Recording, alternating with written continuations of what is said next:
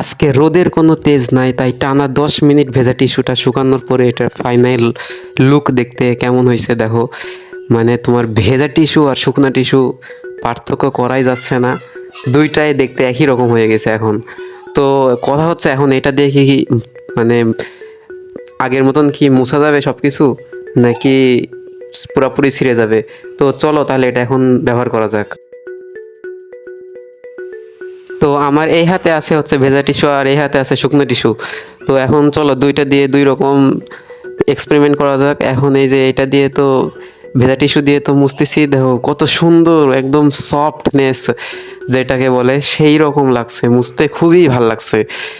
মনে হচ্ছে না মানে বলে ইনটেক প্যাকেট খুলে টিস্যুটা বের করা হলো। তো guys, তোমরাও এরকম যদি তোমাদেরও কারোর যদি টিস্যু যদি ভিজে যায় তাহলে তোমরাও এরকম কিছু করতে পারো। সো ভিডিওটি কেমন হলো তা অবশ্যই তোমরা কমেন্টে জানিয়ে দিও। সবাই ভালো থাকো, সুস্থ থাকো, অ্যান্ড খোদা হাফেজ।